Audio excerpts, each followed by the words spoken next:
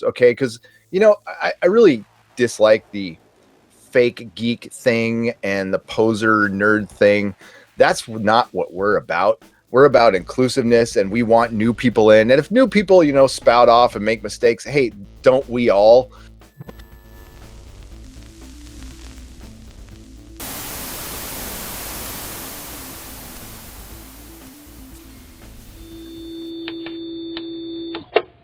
So I thought the one thing I'd get out of the way is something I wasn't really able to advertise for because it came up out of nowhere. Nerdrotic.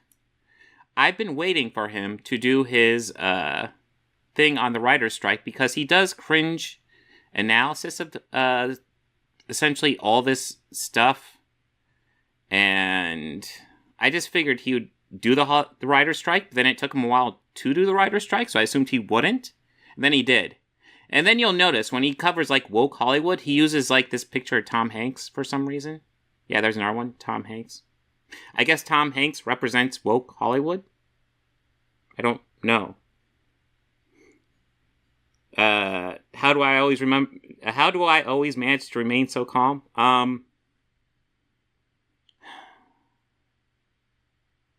don't know. I don't know.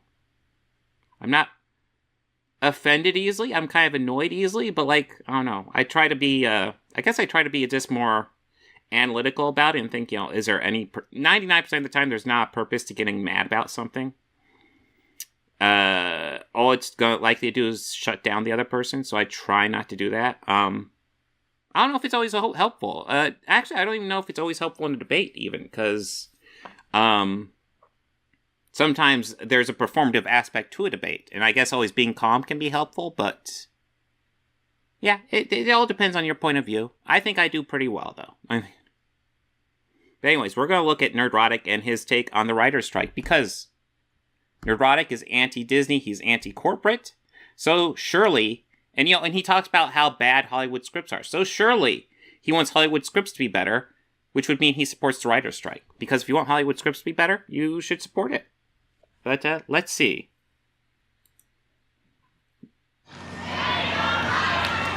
Then he said to me, "Stay back a minute, David. I want to talk to you." And he turned to me and he said, "Listen, if you want to be successful, you're going to have to figure out how to get along with everyone.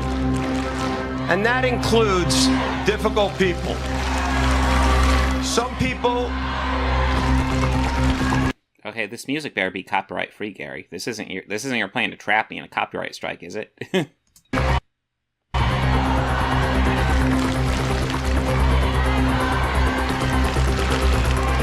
Some people will be looking for a fight.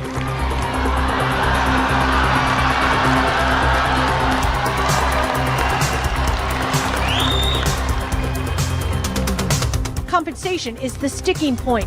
Writers want more of it, especially from streaming. Wait. David Zaslav saying some people looking for a fight and then showing the writer's strike? Is he taking David Zaslav's side? Is that what he's doing? Projects. The union says writers on streaming shows are getting less for the same work and doing less of it. Streaming shows have fewer episodes and writers work fewer months. Oh, yeah, Hedgehog. His thumbnails are repellent. It's one of those things where I look at these thumbnails and it's like, dude, if I was a genuine fan of this guy, I would be ashamed. If my friends saw me, looking at these videos, I'd be like, I wouldn't know what to say. Because, those thumbnails are repellent. The videos are repellent, too. So I guess they're accurate? We have the truth on our side. We have justice on our side. And we will fight as long as it takes. The streamers have been very protective of their data, so we have no idea how well shows are doing. We have to take their word for it. Think about what TV and film on the internet looks like now. Try to hold it all in your head, from House of Cards to Hacks and everything in between. Every Stranger Things and Lord of the Rings. All right, time out. That's it, time out. Every Dear White People, I am not okay with this, love Victor. Each Witcher, Watcher, Wednesday, Willow, and WandaVision, every Handmaid, Mandalorian, and... Where's the override? The override!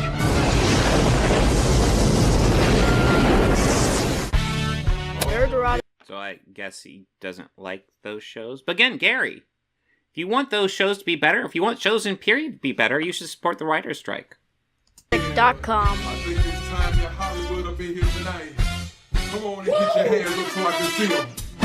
Say you're working in a leisure or luxury-based industry, one that is 100% reliant on the general public's disposable income. An industry in the past that has made mountains of money entertaining people all around the world. Then I want you to imagine, dear viewer, said industry reaching maturity, getting a little old, getting a little tired, getting a little bit too corporate, and then all the people working within that industry through their ignorance and arrogance driving off half the paying customers. So even I get hate from Star Wars. Is that what they've done? They've driven away half their customers? Is that why they're still bringing in lots of money?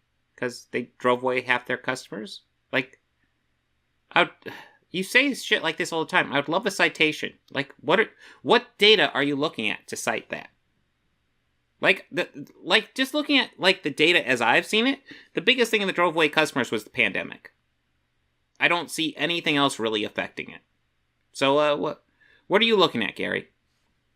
Wars fans, when I'm like, look, dog, you're just mad the franchise isn't aging with you. You're no Star Wars fan in my... That is true. If you watched the Initiative stream yesterday, DJ had a great point that essentially a lot of these people are upset that a lot of these franchises that were meant for kids and that they grew up with as kids are still kind of for kids and didn't grow up really with them, and that's part of where their anger comes from. And it's like, to a degree, it's almost sympathetic, but it's also like, you gotta move on, man. It's like stuff for kids. It's not for you anymore, but maybe it's for your kids. So move on. Share it with your kids. Sometimes the great thing about being a parent is like when you have all this great media, and then, there's stuff you grew up on, is, sharing that with your kids. That's a great experience, too. So, it's not a bad thing. It just, stuff changes over time. Your perspectives change over time. Deal with it. My mind. You guys, I have a very bad feeling about this.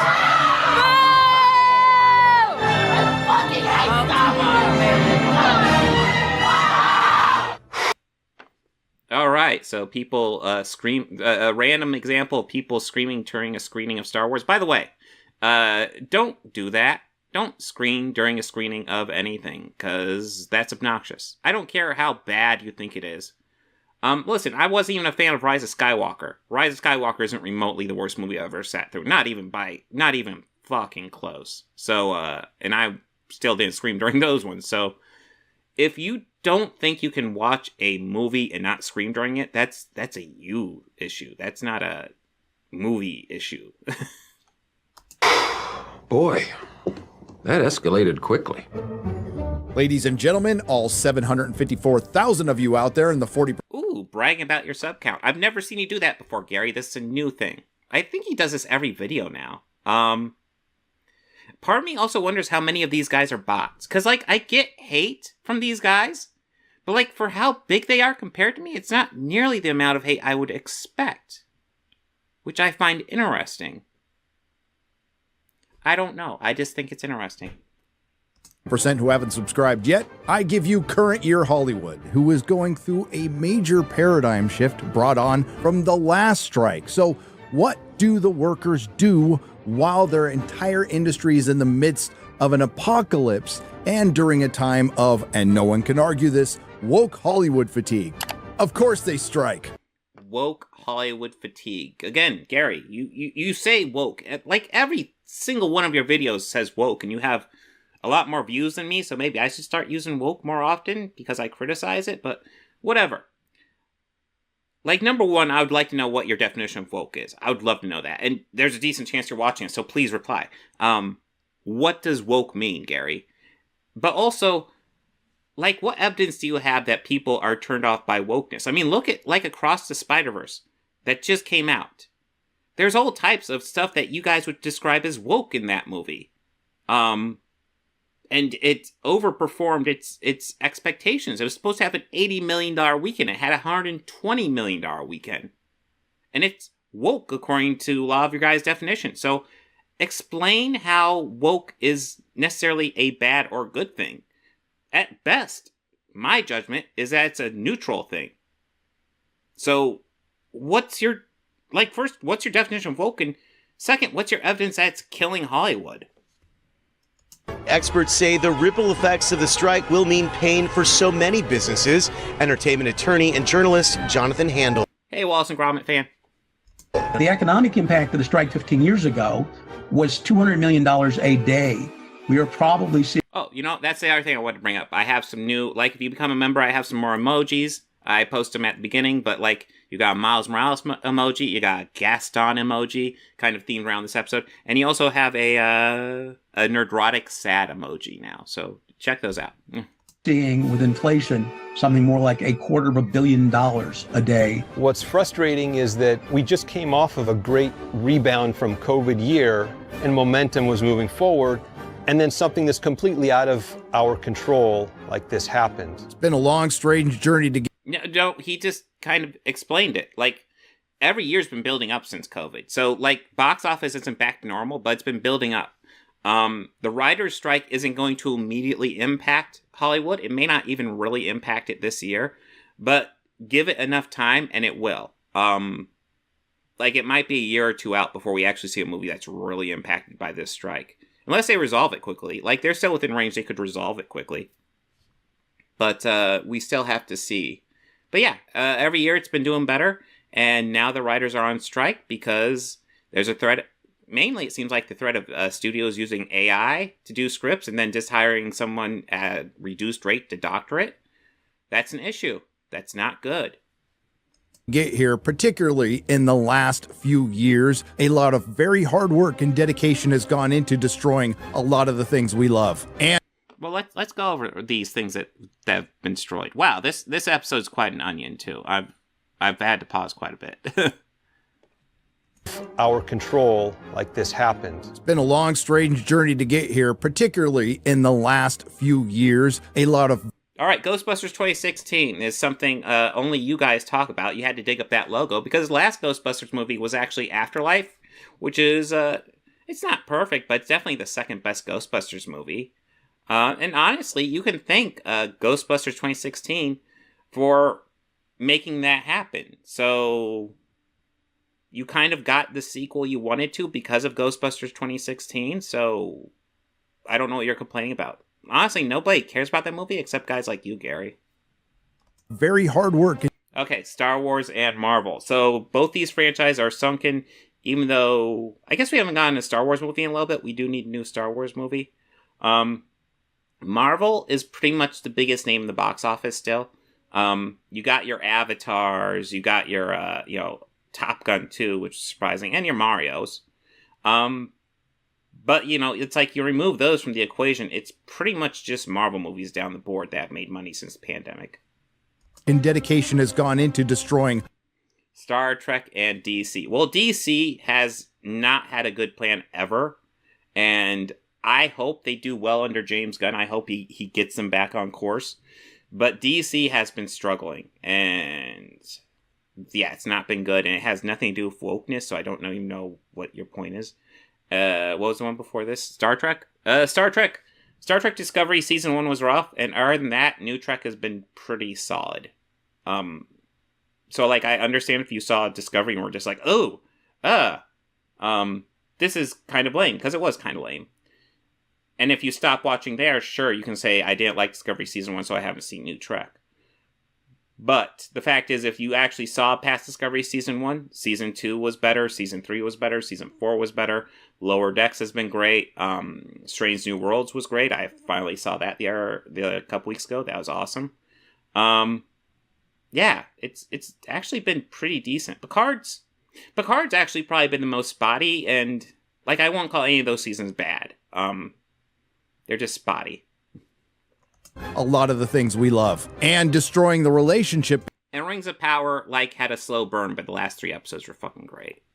Between Hollywood and its audience. This was no accident. It was a perfect storm of greed, corruption, raging narcissism, arrogance, corporatism, and activism, all walking hand in hand while ignoring. Okay, I don't understand Will Smith slapping Chris Rock or the rich CEOs have. Like, are you saying because of all these guys being rich and, like, showing off their wealth, it caused the writers to go on strike? Because, I mean, that might be it, but is that your point? Like, you're being so vague right now. I don't even know what your point is. I mean, that is something you guys like to do. Hey, Shane. And taking for granted what they need. The paying customer.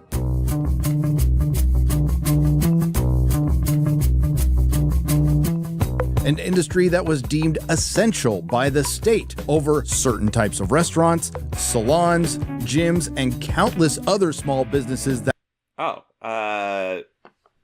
Did they do that?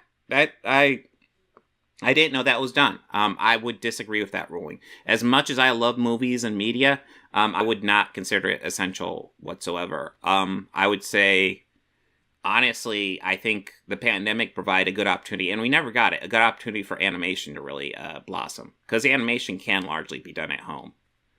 I was kind of hoping they would kind of explore that avenue, but maybe Newsom decided to declare it essential, which is weird. But side note, I do know his wife's business went under during the pandemic because of the COVID lockdown. So that's probably why he has an issue over it. And I feel sorry for her that her business went down, because that sucks. But COVID is a serious illness. I don't think it's a thing where, like, Hollywood reopened, therefore her business should have reopened. I think it's a thing where Hollywood shouldn't have reopened until the lockdowns were done. But it is what it is at this point. Maybe she can open up her business somewhere else, Gary. I do feel sorry for you on that. I don't feel sorry for you for spreading bigotry on this platform, but let's dive in. That were absolutely destroyed during COVID. Corporations resurrected or paid billions for franchises that they would eventually completely destroy. Star Trek killed. Star Wars is dead. I'm going to need a citation on these franchises being dead. I mean, Strange New Worlds Season 2 comes out in a couple days. So how is that dead? We got Star Wars movies in development. Hopefully we get a few of those. We got Ahsoka coming out in like a month, right? How are they dead? The Marvel Cinematic Universe, which wasn't started by Disney, but they're sure going to end it, promising shows like West. Okay, I like how you just said Marvel Cinematic Universe, and then you didn't, like, go into it, which is still very much alive. World, Altered Carbon, The Umbrella Academy, The Witcher, and yes, even Game of Thrones were thrown. Okay, so I'm not familiar with Umbrella Academy and Westworld. I'm sure he's probably wrong on them, but I don't have context, so I can't go over it. Witcher's still pretty good. I don't like Season 2 as much as Season 1, but it was fine. We still have to see what happens. I'm not thrilled with Henry Cavill not being there anymore, but we still have, like, Season 3 coming out, and that is a season with Henry Cavill, and we'll see how it goes. Like, yeah, like I said, I don't like the rumors coming out of there, but maybe it still will be good. We still have to see. Like I said, the first 2 seasons were good. Down the intellectual meat grinder of modernity. Then, of course, there's the more recent not-so-promising shows like Santa Inc., She-Hulk, Velma, Witcher Blood Origin. Blood Origin was garbage. It was pretty bad. Velma, I haven't seen. I've heard bad things from people I trust, but I've personally not seen it, so I don't know. I don't remember what the first thing he said was. She-Hulk. She-Hulk I call good. It had great episodes and meh episodes. And then it looks like he's going to go over Wheel of Time, which I still haven't seen all the way through. I wasn't digging the first couple episodes, and I am familiar with the book series, although it's been a while. But I'm going to go back over it when Season 2 gets released later this year, so maybe my opinion on it will change. The Wheel of Time, and the... Oh, Santa Inc. Oh, Santa... Yeah, I didn't even watch that. I didn't even know it was on radar. Rings of Power. Like I said, I like Rings of Power. Get off my planet. And that's just to name a few, and you know what they all have in common? You guessed it. They're all written by men and women from the Writers Guild of America. Yes, it's a guild. It's a union. That's how unions work, Gary. I like how he's reading it off like it's some sort of twist. It's like, yeah, that's a union, bro. What are you talking about? Now that the streaming bubble has burst, has Hollywood collectively seen the error of their ways? Now that the corporations have slowed down their spending, at least stopped spending it, like President's crackhead son in China, on creative talent and content for platforms that don't turn a profit? Maybe everyone in Tinsel. Okay, Gary. Adam Conover, I don't believe he said the number, but David Zaslav made like 300 million or something like that, and then essentially he's saying we just want 10,000 writers to make cumulative as much as David Zaslav did. So if David Zaslav can make that much, surely they can pay the writers more. Just saying. Town has finally realized, and I think they make a big deal about profit. And then profit is just the extra money after you've essentially paid all the bills for your business. It's the extra money. Lots of people are like, oh, you still need profit to run a business. Well, that's the thing. Like, if you take your profit and reinvest it in the business, it's actually no longer profit then. So profit is literally just the extra money. Again, businesses don't. Which, Gary, you do a YouTube channel. I do a YouTube channel. I have to do my YouTube channel on my taxes. I'm sure you do too. You want your profit as small as possible. You want to bring that number as low as possible. In fact, you want to report losses if possible, because that will give you credits to help things go by. So this argument that, oh, they aren't bringing enough profit, well, they're probably purposely reporting that to just report everything they can. That's part of what they do. And part of the incentive is to reduce that profit is to have them reinvest in more jobs. That's part of the point of that type of thing.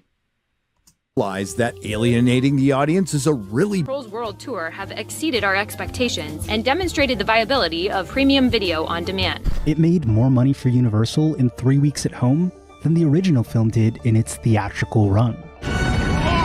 The major film studios had restructured to make streaming their primary focus. Warner Bros. So, Gary, right now you're making the case that they should be on strike so they can, get paid fairly for all the extra revenue they're bringing in over streaming. Just saying.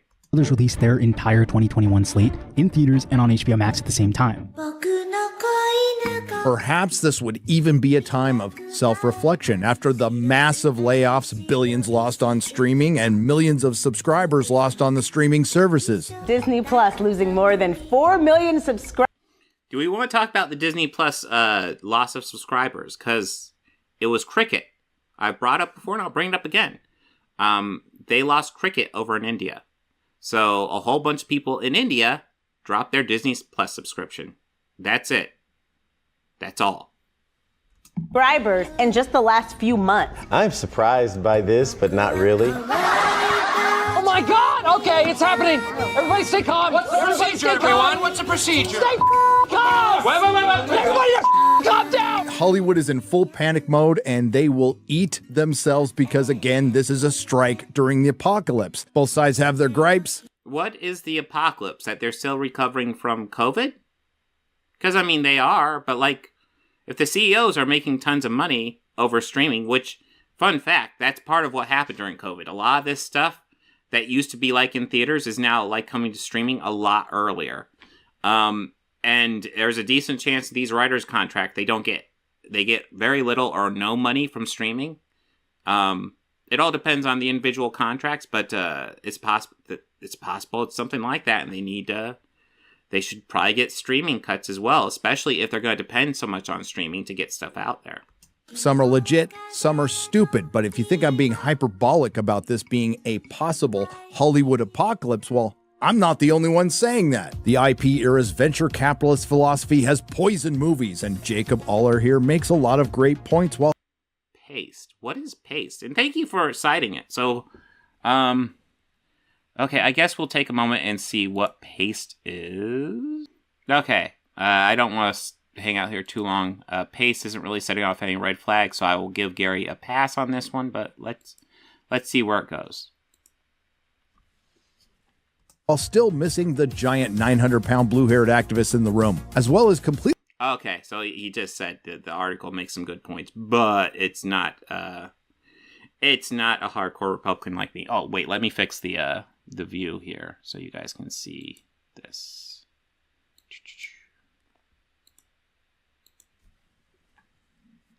Completely leaving out a party partially responsible for this giant disaster, but don't worry, we'll get to them. It's the corporation's turn. Among so many heinous problems. True. This is the corporation's turn because corporations are just looking for money and they will do anything for the money, which is plus and minuses, mostly minuses.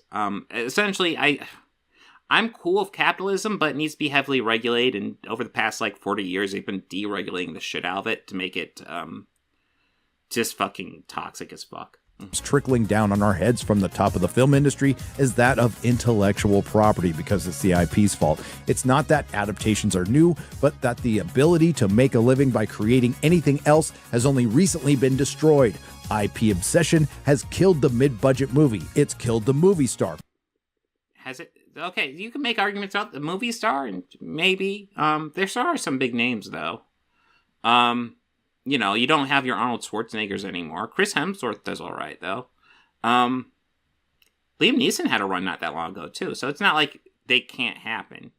What was the other thing? Memory sucks. Oh, IP's ruining everything. That's right. IP's ruining everything. It's what sells. Say what you will. It's what sells. If you want, more original stuff, then kind of need to maybe break away from the studio franchises because there's actually lots of independent movies. I mean, look at Jordan Peele. Hell, look at Christopher Nolan's actually doing original stuff in just the theater system, the Hollywood system. Quentin Tarantino. If you're going to look at stuff like Star Wars and Marvel all the time and complain about how IPs are taking over, if that's all you're going to look at, then that's what's going to happen. Oh my God, Star Trek, Star Wars, Marvel, Indiana Jones, IPs are taking over. Yeah, well, that's all you're fucking looking at. So that's what it's going to look like. But there is low and mid-budget movies still being made. They just don't get the same press. And you don't cover them. By creating anything else has only recently been destroyed.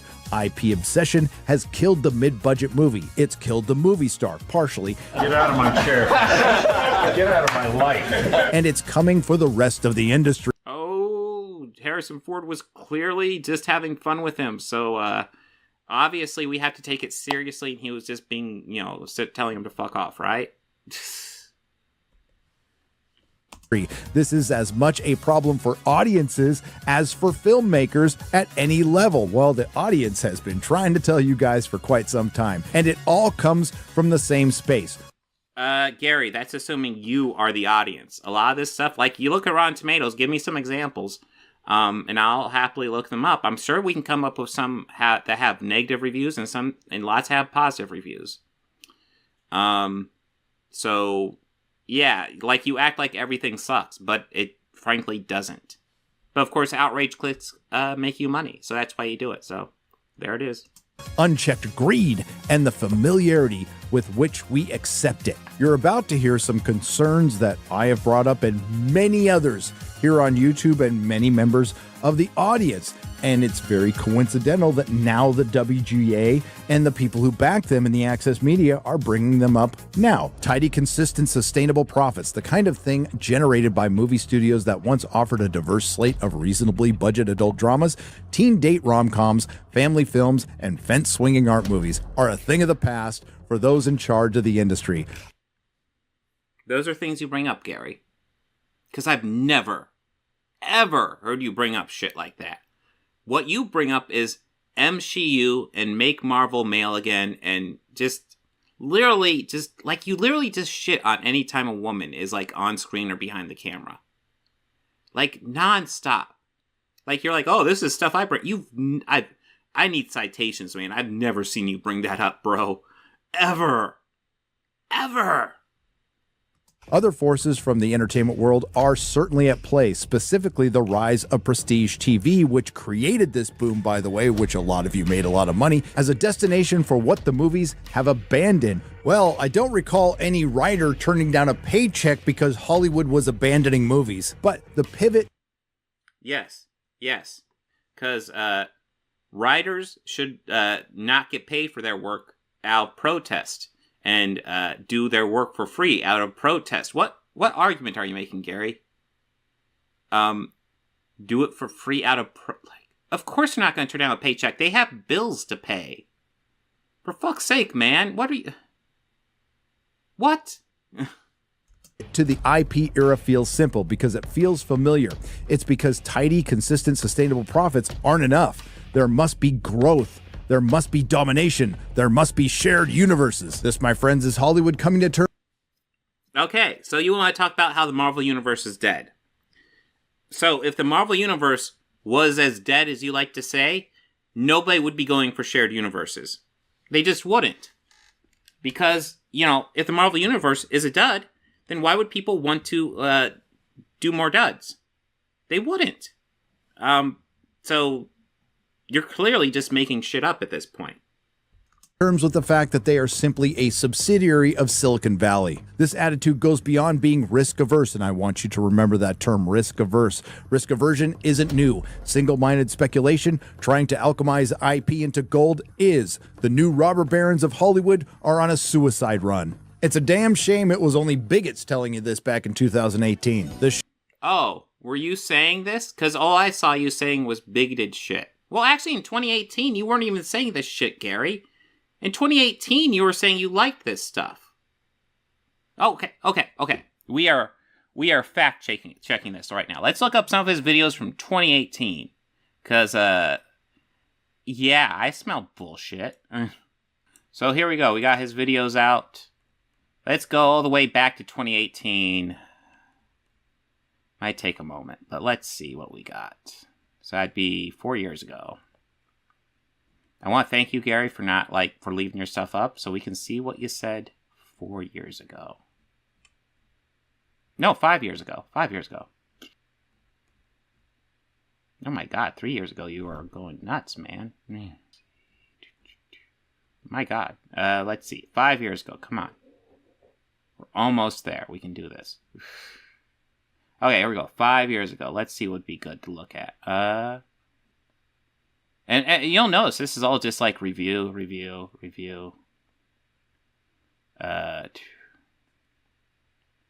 What'd be fun to look at? Let's see how much you hate Marvel in 2018.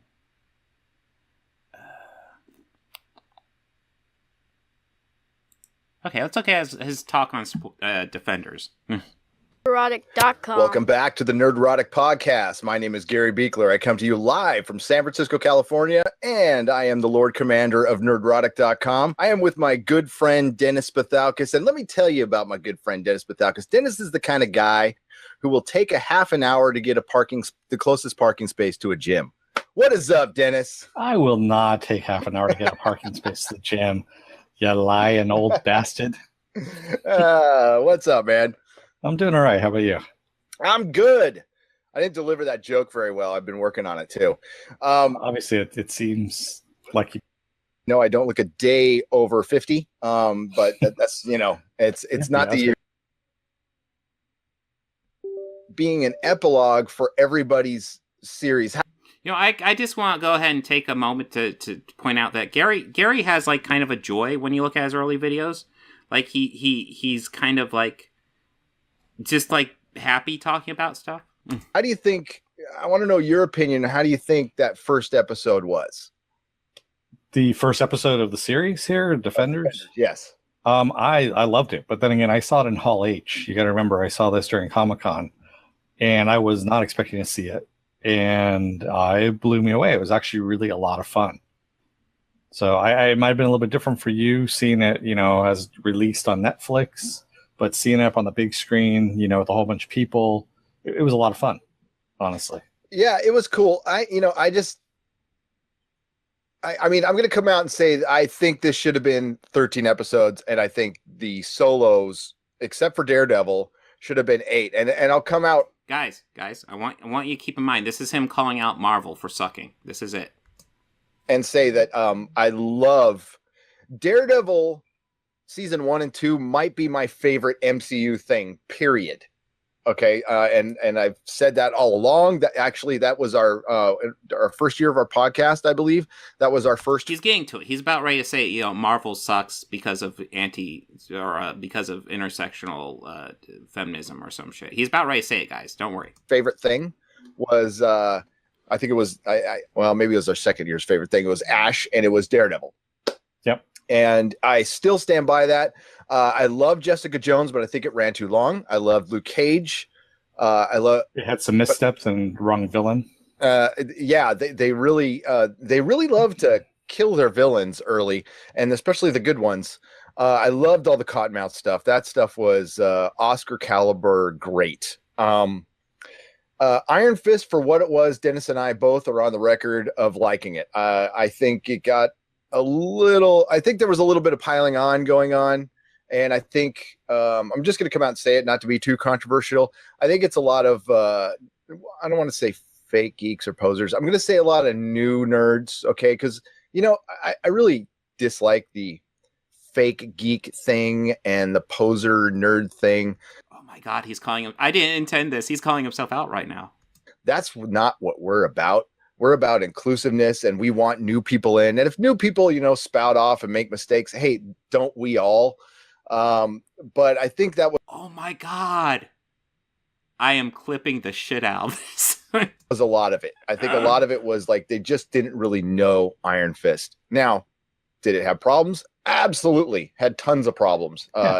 He wasn't in shape, He wasn't in shape, but also at the same time, you got to remember, this is not. I know, DJ, I have to clip this. I'm going to have to clip this. It wasn't Iron Fist, it was Danny Rand, is what that was. This is pretty much, he's really not the Iron Fist. He really isn't even the Iron Fist in Defenders. He's just in title only. He has been given the title. This is just me pointing out that he's obviously not calling out Marvel. He's even doing a lukewarm defense of Iron Fist, which, in my opinion, wasn't very good. But yeah, he's talked about how, 5 years ago, I was calling out Marvel, and I'm not seeing it, man. And I love the fact that he's calling out Marvel for intersectional feminist, and I come across a clip of him saying, we need more. I'm cool with inclusiveness. I don't like fake nerds. It's fucking beautiful. I love it.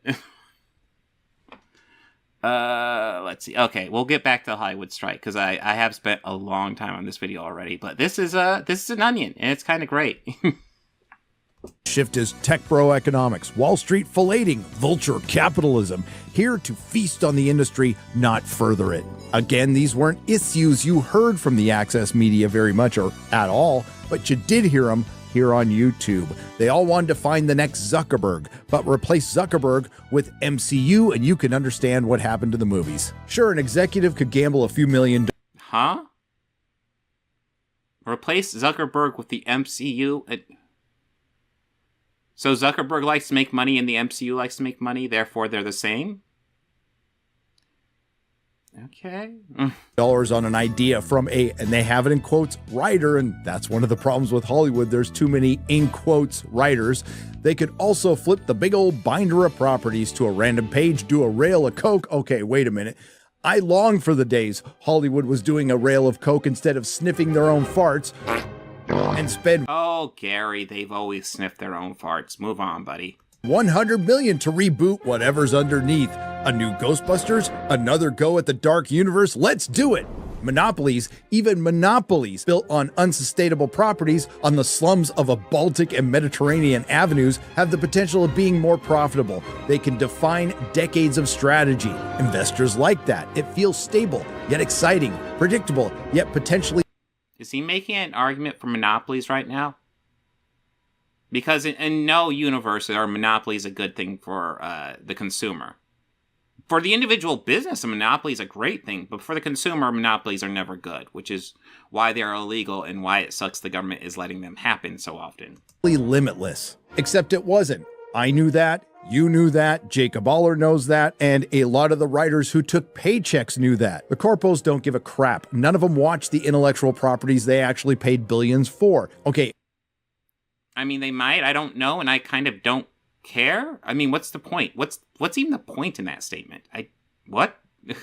Maybe somebody on the Disney board saw Star Wars once when they were a kid or accidentally at a hotel while they were banging a hooker. I guarantee you no one on the Paramount board has seen a single episode of Star Trek the original series, and I am positive. Well, people on the boards are not the ones making the show, though. You understand they hire, like, writers to, like, who cares if the people on the board have seen it? Like, what's important is that the creatives they put in charge have seen it and understand it and like it. Or not even necessarily that they like it, but that they understand it and are receptive to it. If Jennifer Sulky at Amazon has never read Lord of the Rings. Okay. That'd be weird. I almost feel like that'd be a requirement, but I don't know. Like I said, like Rings of Power, like the last 3 episodes were great, so I guess it worked out. Take care of me forever and ever. And I love it when these guys do cringy pictures of women in their shows. It's really classy, Gary. Really classy. I thought you were for inclusiveness. I just saw you say you liked inclusiveness. What's up with that? And because they don't have a clue and they don't care, they often end up hiring the wrong people. This isn't rocket science. After taking a shot at J.K. Rowling because there isn't an Access Media author who is... Okay, taking a shot at J.K. Rowling. J.K. Rowling brought this on herself, man. She's the one that decided to start shitting on trans people. Like, if you look up her Twitter feed, I've already done it. I don't feel like doing it again. I've had past videos where I've looked at her Twitter feed. It's like all fucking anti-trans shit at this point. And it's like I've said, like, if you, like, grew up on Harry Potter and you love it and you can't let it go, I understand. And I don't think people should shit on you for that. But if you're supporting J.K. Rowling because she's anti-trans, then fuck you. Fuck you. There's a difference between, like, lifelong Harry Potter fans and people who are supporting J.K. Rowling just because she's anti-trans. There's a huge difference between those two. And I think that I do feel like that feels distinguished a lot. Because one group, I'm fine with. I get it, in fact. Like, it's tough to let go of stuff from your childhood. It's tough. But, like, the other group, just fuck off. Isn't an activist. I have to give him points for pointing out this. Pretty consistently, folks go to the movies when they recognize something and stay at home when they don't. Looking at the past 10 years of box office top 10s, it's far faster to know which movies aren't based on pre-existing property. Frozen, Inside Out, Zootopia, The Secret Life of Pets, Sing, Onward, Gravity, Tenet. That's it. 8 movies out of 100, and 2 of them let you see.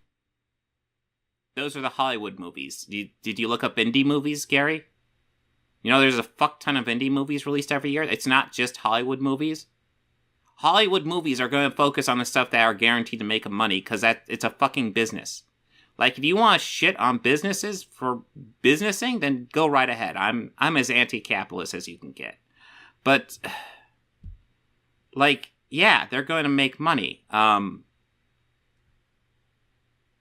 If you want something that's not IP driven, look up fucking indie movies, for love of God, because there's hundreds of them.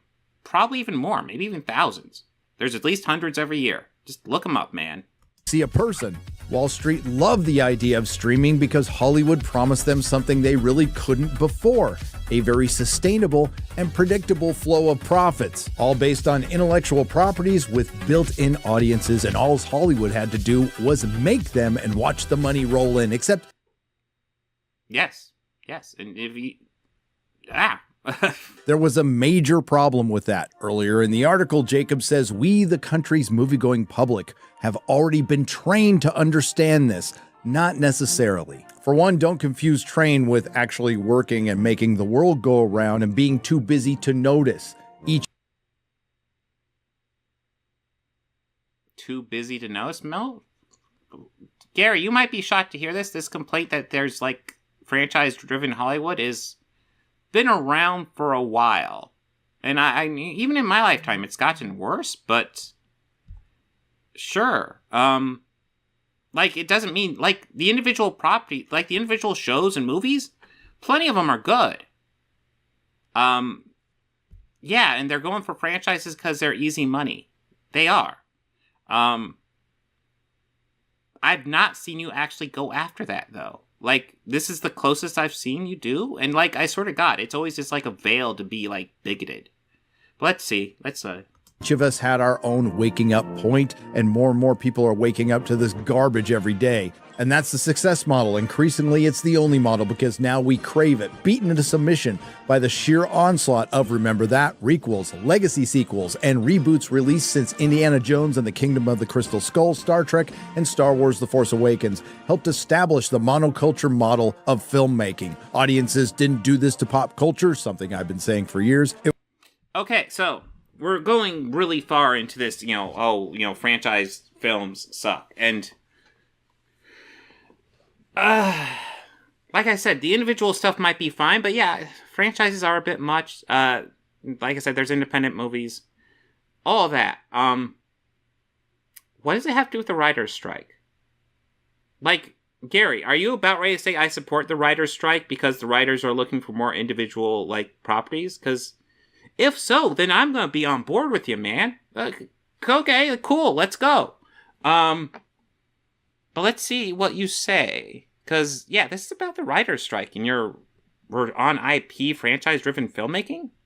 It was the corporate powers that invested in and encouraged their most ravenous demographic, turning audiences into fandoms. While I'll agree with Jay, there's always been these fandoms. That's why they went after these. They didn't create these fandoms. These fandoms already existed, and then they made IP for these fandoms. They might have grown. I mean, these fandoms will grow when you make more stuff for them.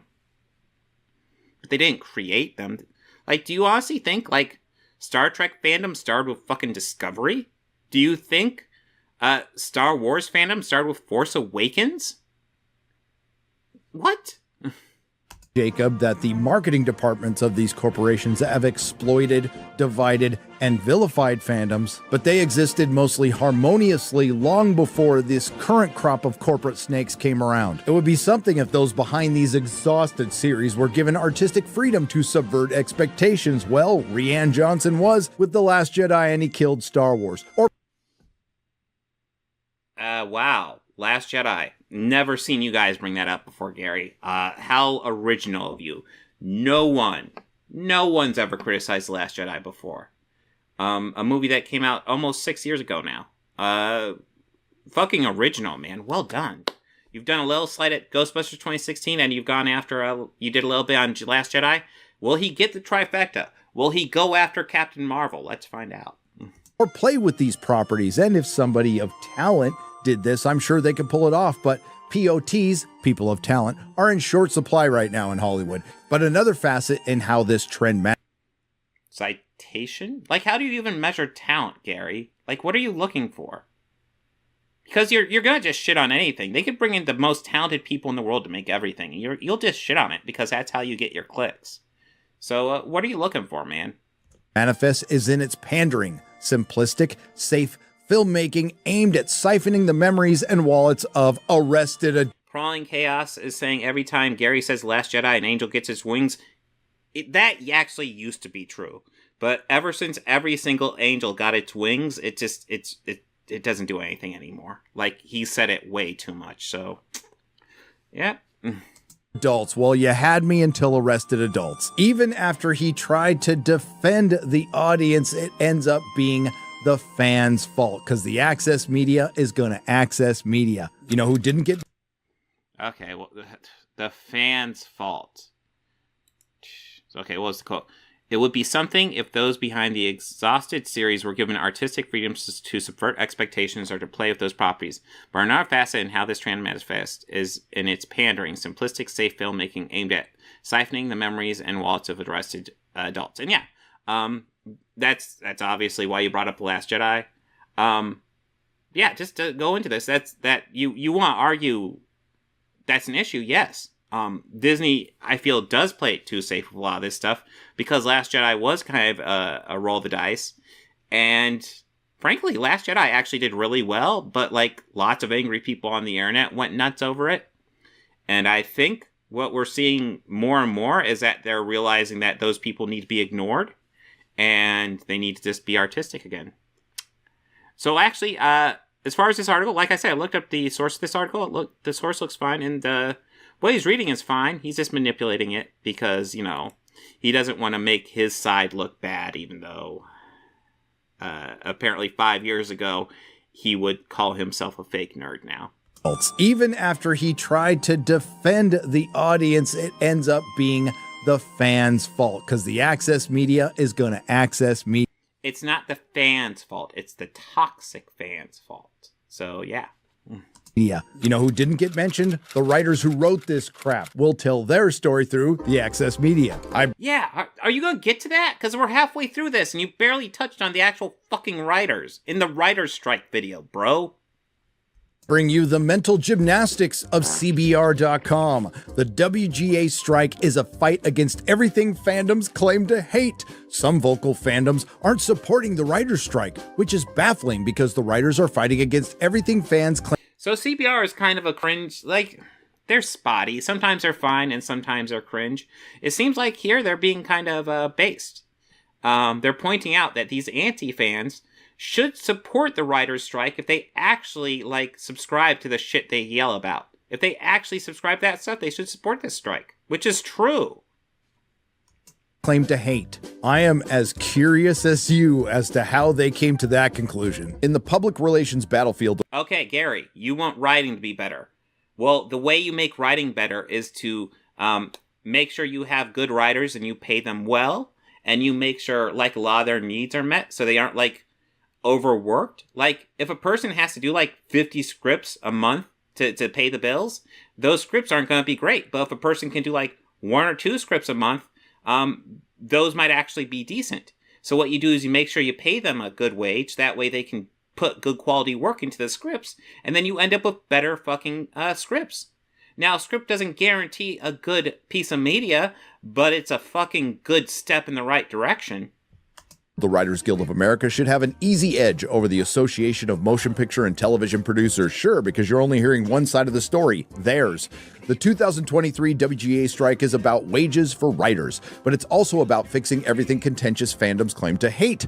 Faced with the choice between David Zaslav and the DC Universe, what fan would side with a guy who paid himself nearly 3 times the budget of the canceled Batgirl? Turns out a lot of fans were very happy about the canceling of Batgirl, which I would actually argue that fans, if they're actually fans, wouldn't be happy about the canceling of Batgirl. If you're actually a fan, I mean, we'd be talking about, like, if we're talking about fans, we're talking about fans of Batgirl. Do you think fans of Batgirl were happy the Batgirl movie will never be seen? Because, no, absolutely not. Fans of Batgirl wanted to see that movie. I'm not even a huge fan of Batgirl, and I was interested in that movie. Hell, I want to see Brendan Fraser in it, because Brendan Fraser's awesome. He needs to be in more stuff, by the way. I think it's absolutely bizarre that that movie is just shelved, destroyed, never to be seen. Probably some obscure tax write-off thing. I don't know the full details. But yeah, if you're a fan, then you're going to want to check out Batgirl just with an open mind. Doesn't mean you're going to like it. Doesn't mean it's good. But, like, you'd be interested in seeing it if you're a fan. If you're an anti-fan, then you're happy it's shelved. Had nothing to do with the movie itself and everything to do with what came before. Brought to you by Identity Politics and Bad Writing. Identity Politics, and it's a picture of Margot Robbie as Harley Quinn. Did you want Harley Quinn to be played as a man, Gary? What's your point? Did the Birds of Prey movie have too many identity politics? Did you want the Birds of Prey to be men? What are you blathering on about, dude? Something the author of this article insinuates is a myth, while also admitting there is something deeply flawed with these giant franchises that the access media has supported to this very day. Unfortunately, thanks to how profitable outrage is on YouTube and social media. True, it is very profitable. Gary, you were just bragging about your 750,000 subscribers. You were just bragging about it. You're proving this article correct, bro. Congratulations, Gary. You're trying to laugh it off, but you proved it correct, man. Good job.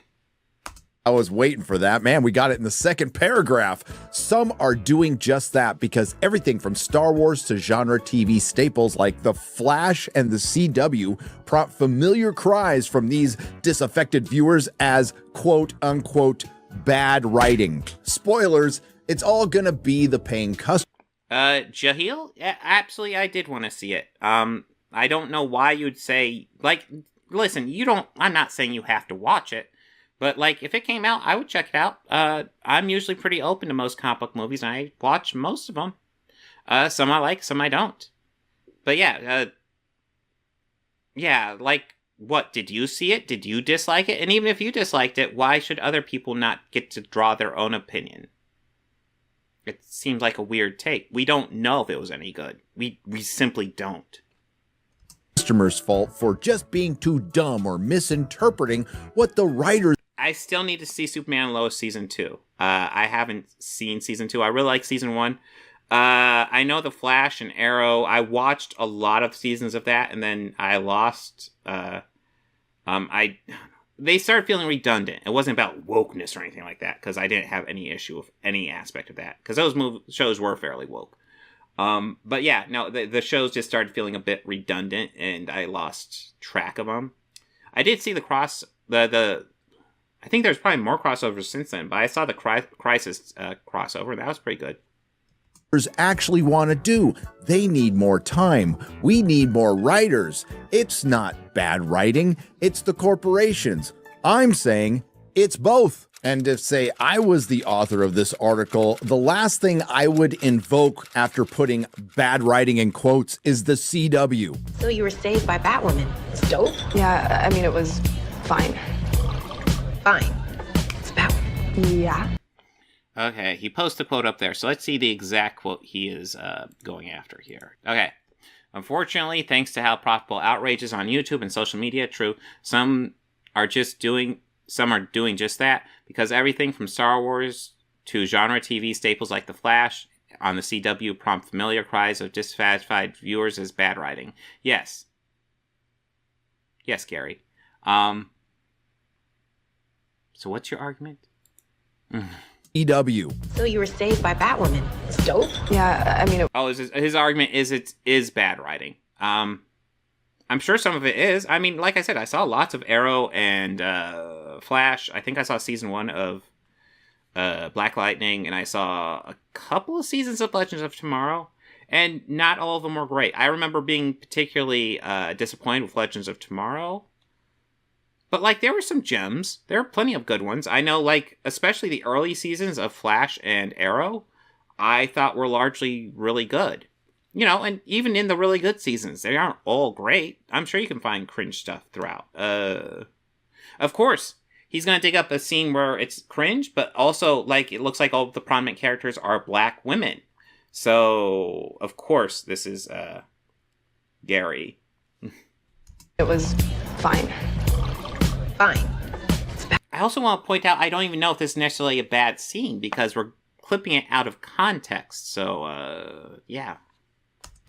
Yeah, but she's so cringe. Yeah, completely clipped out of context. I don't know the context for that. That might work fine in the show. I don't know.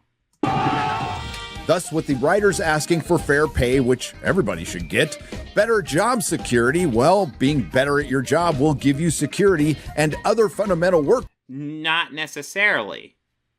Because what might happen is they'll give you raises. They'll be like, oh, you're doing a good job. Here's some raises. And then eventually they'll be like, oh, we're paying you too much. We're going to fire you. That's why unions are helpful, Gary. They can't actually do that, and usually your raises go from, like, I'll be nice to you and give you a raise to something that they are required to give you. Usually after a certain number of time working there. But yeah, this like, oh, your job is safe if you're a good writer. Listen, if they can save, like, a couple $1 million having an AI script be punched up by somebody, they're going to do that rather than hire a good writer, because they're a business and they're all about making money. Rights? Come on.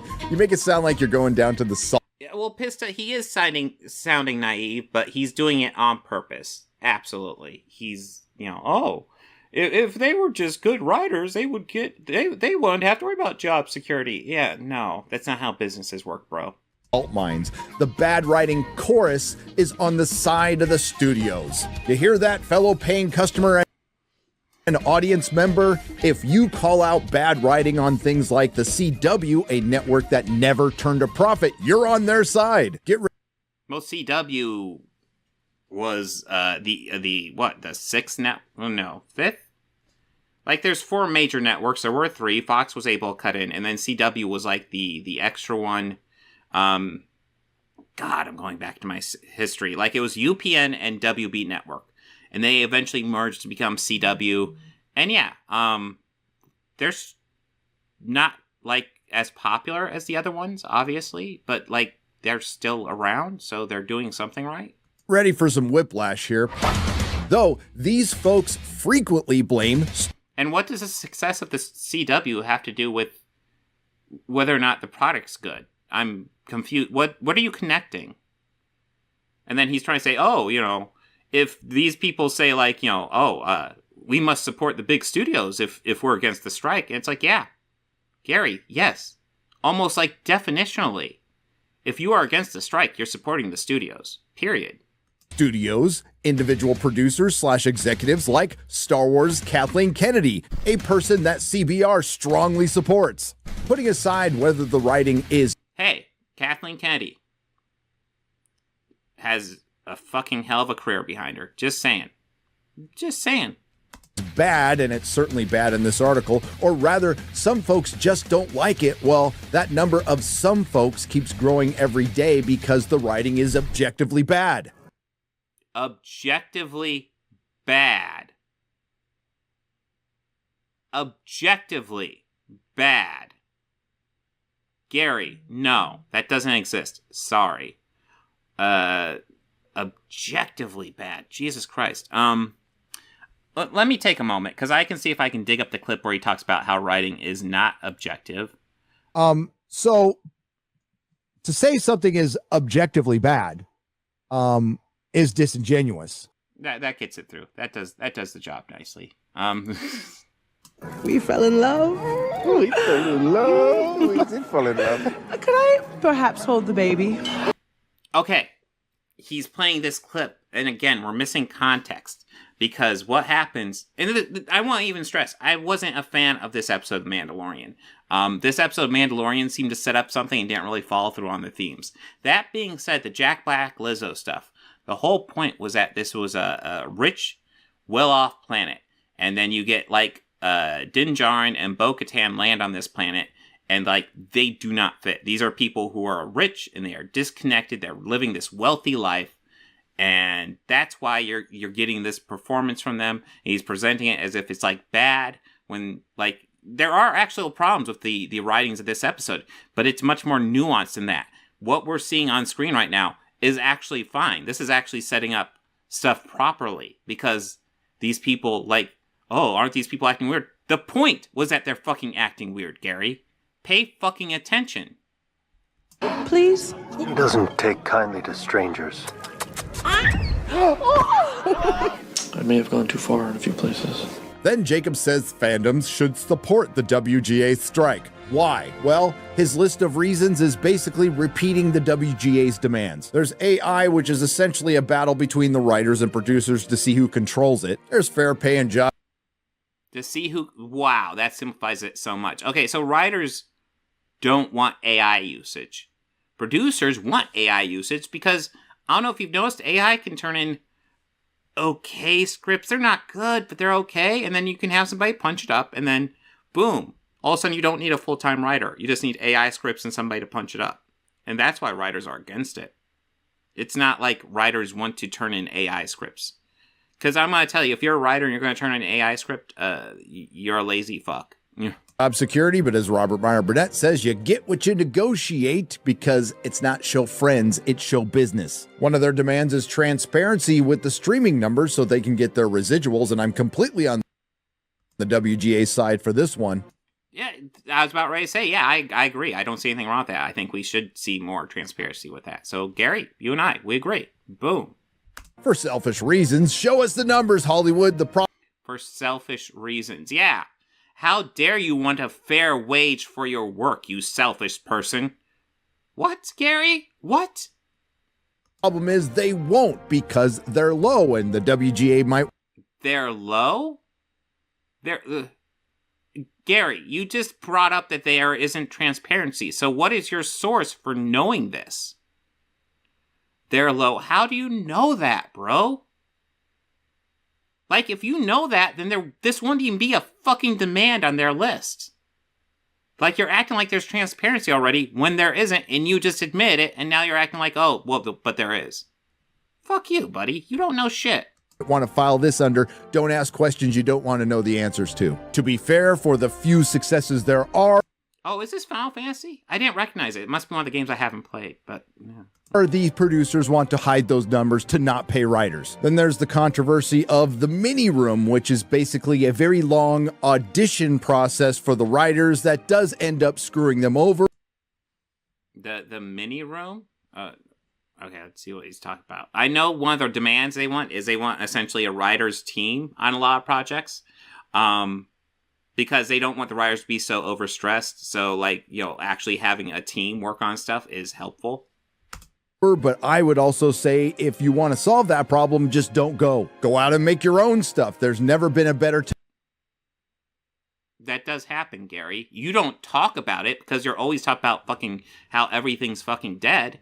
But that does happen, Gary. You just gotta go out and look for it. Time to do that than right now. The WGA has countered the mini room with mandating how many writers can be on a show. The WGA also wants a minimum mandatory pay for its writers.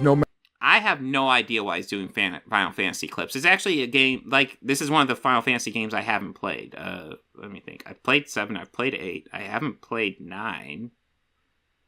I also, let's see, I played 10... I didn't play 11, that was an MMO, and I played 12. I think 12 was the last one I played, so maybe... It looks older, so I'm thinking 9? I don't know. But I don't know why he's playing it. No matter how bad they are, why not ask for 18-karat gold toilets and immortality while you're at it? And hey, if you get it, great. Back to the article.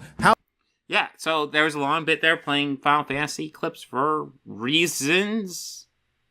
Oh, the WGA strike could help make even cash grab shows and movies even better. And yeah, no, it could make stuff better across the board. Gary? They show us a picture of the Rings of Power. We'll get to that in a second. Jacob from... Oh, it's Final Fantasy 6. Okay, yeah. From CBR states that employing more writers and giving them more time will only ensure fandoms get the level of quality and storytelling they want. True. I seem to recall Amazon giving the creators and writers of the Rings of Power 3 years and all the money in the world to make the biggest streaming flop of all time. Gary, I really need to see a citation on how it was a flop. Because all the numbers I looked at said it was one of the biggest shows on Amazon ever. So what is your citation on it being a flop? You scream it all the time, and your fans scream it all the time.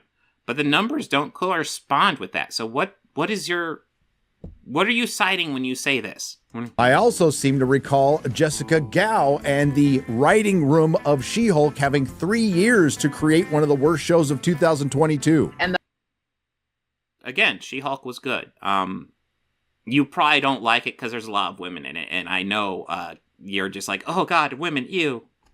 The fact that we were able to very accurately every single time predict exactly what the toxic reaction was going to be. Like, it's both. I mean, it's true. You guys are so predictable, Gary. You're so predictable. It's like how I knew you guys would be against the strike when it happened. I knew it. I didn't even have to watch your videos to know it, bro. Sure, I'll do the thing where I pretend like, oh, surely you're going to support them because you support better material. But I knew you'd be against it. Because you're right-wing agencies, and unions are a pretty left-wing thing. Not absolutely left-wing, but fairly left-wing. So you're just going to be default against unions, no matter how valid they are, no matter how much they correspond with the arguments you're making, you're going to be against it. Because you're a fucking right-wing sellout, Gary. That's all there is to it. Shit like this proves it. Sad, but also goes to show how tired and unoriginal these guys are, You need people like me so you can point your fingers. Let's say that's the bad guy. So, what'll I make you? Okay, so I want to point out, Gary, you are saying you are like Scarface. You're saying you're like Scarface, who is the bad guy. Just want to point that out. If you properly watch your media and properly understand your media, he's the bad guy, and you're saying that's me. So you're saying you're the bad guy here. I want to stress that out. So, what'll I make you? I don't think more writers have helped things like late night television, which had teams of people writing that garbage. I was trying to think of a good a joke, because I'm not really... Gary, this is the fucking interview portion. This is when he just sits down and talks the interview. Maybe he sat down with Harrison Ford beforehand and came out with some rough notes, but mostly it's just talking to him. Like, if you want to know the writing part of the late night show, you look at the fucking monologue, you dipshit. I don't want to say I'm not good at telling jokes, but I'm not, I make a living out of it, but... Listen to him. Do you think that was fucking written by a team of writers? That's him talking off the fucking cuff, bro. Yeah, I need my writers. I need them real bad. Leading to ratings and profit erosions, but the good news is all of these shows have been off the air since the beginning of the strike, and America is beginning to heal. So while some amateur critics make their names decrying the quote-unquote bad writing, which is the fourth time they mentioned it in this article, Well, how many times have you mentioned it, Gary? in their favorite franchises, they should still support the WGA strike, because if their complaints are made in good faith, then giving writers more time, more help, and more pay can correct that. Now, It's 100% true, Gary. What you just read is true. You should support the strike if you want better writing. Period. Now, when it comes to the amateur critic, Oh, you're just going to read it in an effeminate voice and not actually address it? Let's see. Maybe he's addressing it now. But, like, it sounds like he's just going to be like, I'm going to read it in an effeminate voice and move on. or the YouTuber, this is something the producers, the writers, the access media, quite frankly, all of Hollywood, are scared to death of as much as AI. The one thing they cannot compete against, you and I. If I were to ask you, what is the deadly... Toxic fans? I don't know. I don't know if that's really what they're afraid of. They're actually learning they need to ignore you because their stuff's doing pretty well despite you guys screaming at it. And you are doing some Barbara Streisand effect stuff for them. You're screaming about this stuff and getting it out in the algorithm. So you're kind of helping them out too. So their best move, honestly, is kind of what they're doing. Kind of ignoring you and letting you guys scream about it. Deadliest animal on Earth. Which animal kills the most humans per year? That being said, I'm not saying, like, that's their best move from a monetary standpoint. I think the world will be a better place if they actually did, well, I don't know how much I want the studios to call you out, and I don't even know how much the studio cares. But, like, more public figures pointing out how toxic you guys are. Year. The answer is it's the mosquito, the disease-spreading mosquito.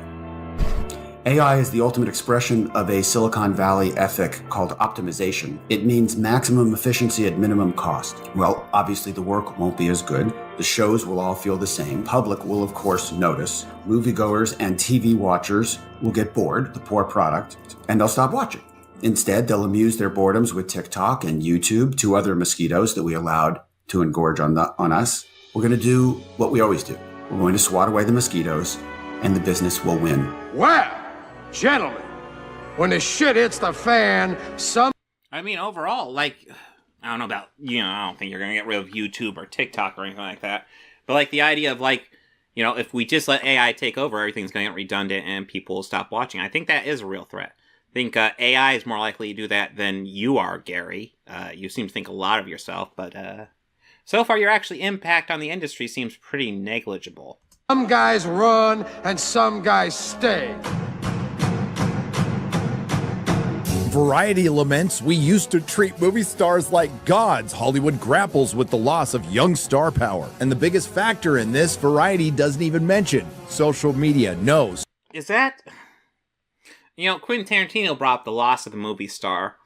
And it's one of those things where it's like, okay, yeah, there's less noteworthy movie stars. They still come out. They still happen. But it's less common. I don't know if it's necessarily a bad thing. It's a different thing. It's a different world. And like I said, there still are movie stars. They're just less commonly popping out. But yeah, usually it's more of a franchise thing. And there's pluses and minuses to that. There really are. So yeah, we just gotta have to see how it goes and roll with it as the changes happen.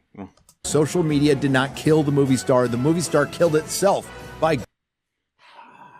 The movie star killed itself. No, this is actually related to what you were talking about earlier, franchise filmmaking. So Tarantino wasn't... Like, I don't want to give Tarantino too much credit because I thought the line was a little bit cringe, but like, there's nuggets of truth in it. Essentially, you get these big franchises, and now all of a sudden Captain America is the big star, not so much Chris Evans, which is true. That being said, Chris Evans is a known name. He's definitely more well known since he was Captain America than before. He was known before, but like Captain America really helped him out. So it's like, and is that necessarily a bad thing? I don't know. We just have to see. Going on social media, and then we got to know them. And the same goes for everyone else in Tinseltown. We remember Hollywood's... Yeah, and Gary loves to do pictures of Tom Hanks. Oh, and that cringy thing. Again, these virtue signal videos that these celebrities did, especially during the pandemic, this is their George Floyd thing saying, I am at fault. It was cringy. It was, I take responsibility. That was it. Cringe, I will grant you. But these people meant well. They meant well. Unlike you, Gary, you don't mean well. You're just doing this for pure money. So while what they did here with the I take responsibility thing, cringe, at least it's coming from a good place. Unlike you, Gary. Collective act during the Summer of Love with organizations like Bad Reboot saying enough white comfort. I seem to recall the vast majority of Hollywood support... Wait, Gary. Gary, enough white comfort. Are you saying you want more white comfort? Is that your argument? Things like lockdowns, the thing that they were allowed to work through when people like my wife were losing their business. I mean, I already brought up how his wife lost his business during that, and yeah, my argument isn't that she should be allowed to reopen. My argument is they shouldn't have been allowed to work through lockdowns. They really shouldn't have. It is what it is, Gary. I'm sorry your wife lost her business, but it doesn't excuse you spreading bigotry on the internet. It doesn't. Screw your freedom. And I also want to point out that these lockdowns Okay, so that's out of context. That's Arnold Schwarzenegger. I believe he was getting mad at the anti-maskers. The anti-maskers saying, I need my freedom to not wear a mask. And, he's saying, fuck you, it's a pandemic. Screw your freedom. And, like, it's like, I get it. I genuinely get where he was coming from. Because during the height of the pandemic, like, I was an essential worker. I was at work every day among the public. Masks help mitigate the spread. They did. Even if it was by a small percentage, it still did it. So they were valuable. And early days of the pandemic, we needed every little percentage point to mitigate the spread as we could. Just to do everything we can to help protect the people around us. Yes, I understand. Oh, I want my freedoms. Well, listen, man, if you don't want to go out and wear a mask, there's actually options. You could order stuff to be delivered to you because during the pandemic, lots of delivery service got refined. So you had options. So, like the right to walk around in a public space without a mask during the height of a pandemic, it seems like a shithead thing, man. bolstered the corporations that the WGA is fighting right now. And I'd be remiss if I didn't bring up the unified SAG, who was strangely silent when their own people were refusing the jab. So yes. Well, I don't know the full context, but I know lots of studios were kind of requiring people get shot up. Wait. It just occurred to me that's what he's talking about. So the studios were requiring people get vaccinated, and SAG was silent when people didn't want to get the jab. That must be what he's talking about. Yeah. Law unions were kind of okay because if you don't get the jab and you're working around people who might not be able to medically get the jab, you're going to be putting them at risk for no reason. Literally no reason. Because the vaccine has been shown to really help with the spread of COVID and more specifically help with the the major symptoms of COVID. Pretty much if you get the jab, odds are you're not dying of COVID, even if you catch it. So the jab was extremely valuable. So yeah, that's the reason why they're silent, because they're protecting union members who, like, medically can't get the jab. So yeah, Gary, there's context to this shit. The corporations are largely to blame. It was their greed, their hubris, and their fear. The risk aversion from activism, diversity, inclusivity, and equity. Shit! That's led to things like soulless remakes, where the only difference... I didn't like the Little Mermaid remake. My daughter did. It is what it is. But one thing I will tell you, Little Mermaid remake, probably the best part of it was Halle Bailey. She killed it. So, yeah. Freaking out because Black Ariel, go fuck yourself, man. She did a great job. Is a race or gender swapped character, or a completely vandalized beloved property, for example. And you mean it's watching Galadriel from a couple thousand, well, what, like, I think it was 2,000 years before the Lord of the Rings movies? Yeah, the character's going to be in a different spot after 2,000 years. Shocking, I know. Intersectional feminist Lord of the Rings. The inevitable fan backlash occurs, and then we get the gaslighting and fan bait. You really want to go here, Gary. You want to bring up the tweet that essentially just said, "Don't be racist." Are you going what, Gary? Why are you offended by something that literally is telling millions of people don't be racist? It's shooting out into the ether. Don't be racist. And you know what? I read this and I went, yeah, that makes sense. Yeah, don't be racist. Moved on. But you were so triggered by that. What's the difference, Gary? What's the difference? Long story short, there are hundreds of those. Hundreds. This all comes from risk. So, Gary, you played that clip of Moses Ingram talking about the racist messages she got. What is your issue with her pointing that out? What is your issue with her pointing out she got racist messages, and maybe that's a bad thing? Maybe she shouldn't be getting those. I like how you just drop it in there and you're not going to address it. Because guess what, dude? Her getting racist messages was fucking bullshit. And it should be called out. Aversion, because better the fan be called a racist than the corporation, the right. Gary, they weren't calling all fans racist. They were saying to the fans, don't be racist. There's a fucking difference. The only reason you might get triggered by something like that is maybe, just maybe, you're racist, or at least you know you're spouting racist shit.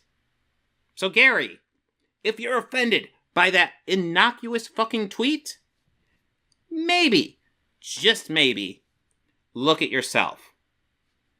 Writer or the adult pretender. And now there's a writer's strike and potentially an actors and director strike, which would shut the whole damn thing down during a Hollywood apocalypse. By all accounts, this strike could last as late as fall, maybe even Christmas. And there was a time where the audience could put pressure on the corporation to get a deal done, but we don't live in that time anymore. Hollywood audience would put pressure on the corporation to get that deal done. I mean, you kind of still can. What? Like, the way you put pressure on it is through, like, money. Like, Gary, what are you proposing? Like, it even sounds like here you're, like, saying, hey, the corporation should work out a deal with the writers. In which case, yeah, I agree. They should. But if you actually give a shit what your paying customer thinks, I think the key to winning a public relations argument is not pissing the public off. Everybody knows you never go full retard. Oh, well, too late. Well, Gary went full retard. I shouldn't use the R slur, but he fucking did. I guess we got clips here? Okay, fine. Let's see what cringy clips he has.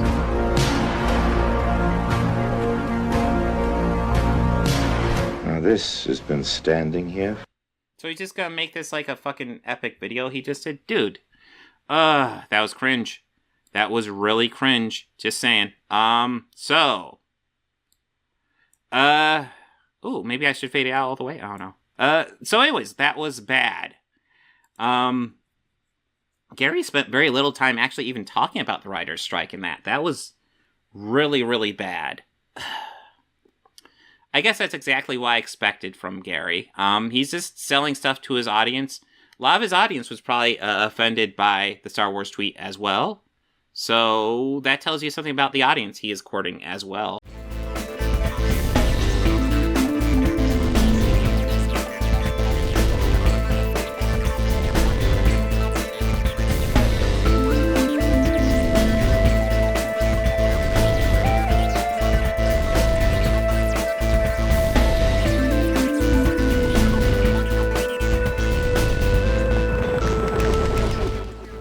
Books, records, films, these things matter. Call me shallow. It's the fucking truth.